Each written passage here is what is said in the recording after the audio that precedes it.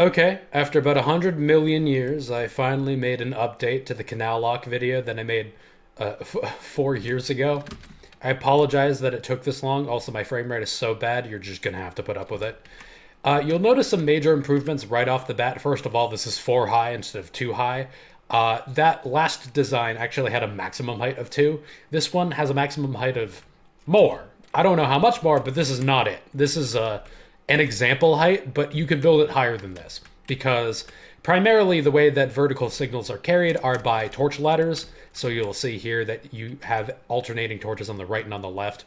And this whole left side is off and this whole right side is on. And that's actually extremely useful for various stuff. I'll get into that in a moment. But right now I want to show you how it actually works. You come up and you're like, I want to go up there. So you flip the switch and then immediately get in, fills with water, pushes you to the top, and you're on your way. There you go. And you can go that way all you want, or you can turn around and be like, I want to go back down. Flip the switch, get in, and then sends you back down, you're on your way. So that's cool. If you want to see like what it looks like from up here, you can flip this and then look, and it fills in pretty much all at once. And you can flip it again or the other one, it doesn't matter. And it does that. How very nice. So that's cool. So how does it work? What's going on? So we have this lever, which powers this signal, which kind of sneaks underneath the whole thing, and I'll get to that in a moment. And then you have this lever, which doesn't actually power this. It looks like it does, but this is actually sneaking past it with all these repeaters. This one powers this signal, which is underneath, and it kind of goes down this staircase here, and it goes to this repeater. And that other lever comes to that repeater.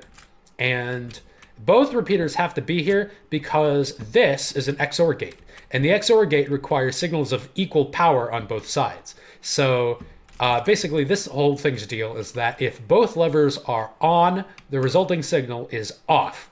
Otherwise, if one of them is on, then the resulting signal is on. If both of them are off, the resulting signal is off. It's an XOR gate. That signal gets sent to that repeater. Why is it set at 2?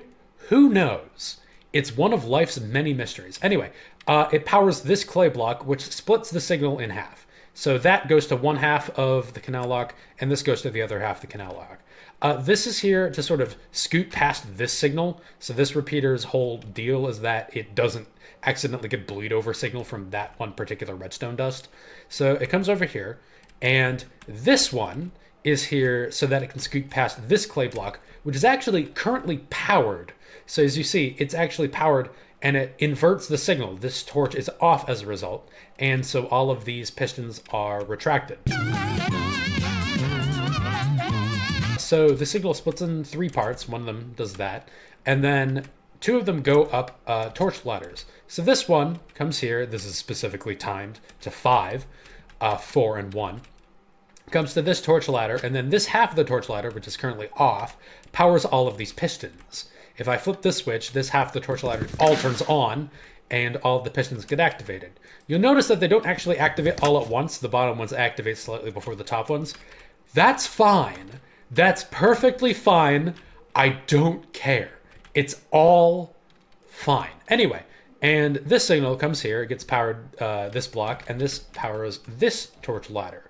So this side is currently on, and this side is currently off.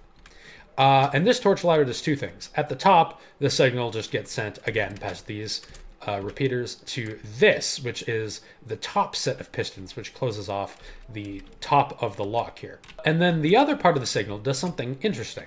If you watch my last video, and I apologize for my last canal lock video, you'll know that the way that I generated a pulse signal, which I feed into the dispensers, is I used an XOR gate which takes the same signal twice, but one of the input signals is delayed, so it turns on, off, every time you flip a switch, on, off. That's a chump's way of doing it. That's a goofus thing to be doing, because these are observers, and they just do that. They already do that. They create a pulse signal. So you need to give it something to look at that changes every time you flip the switch. So I have this lantern here, which is powered by this half of the torch ladder, and these 2 observers are looking at it, and every time the lantern turns on or it turns off, these 2 create a pulse signal. This one's signal gets sent directly to these repeaters, and it gets sent into the dispensers here, which powers this line, the line above it, and the line below it. This observer powers this clay block, which powers this repeater, which is set to 2. It has to be set to 2 or everything breaks.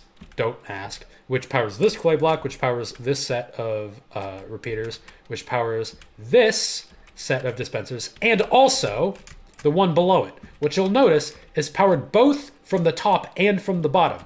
That's why this has to be set to 2. If it's not set to 2, and this is also set to 2, and this is set to 4, if anything is different, it breaks. The second level just doesn't spit out water when it's supposed to, or it, like, doesn't suck back in water when it's supposed to.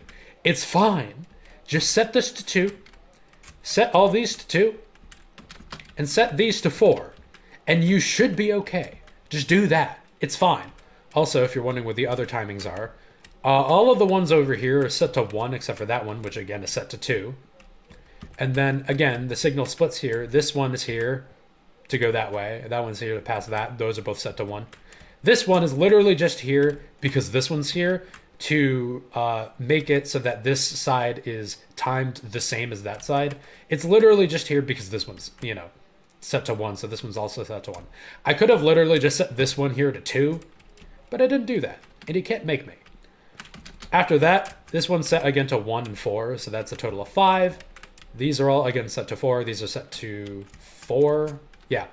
And these are set to 2. This is set to 2. And if you need any other timings, rewind the video and look at it. It's fine. This is a mirror image of this side. The only thing that this side is missing are the lever inputs, but otherwise it's pretty much the same. And you'll notice it's actually really small. The bit that's above ground, if you consider this ground level, there are some electronics below ground level. But if you consider this ground level, the bit that's above ground level is actually nice and small. Very compacted into this sort of narrow, tall, and relatively long shape. That's about as long as the lock is.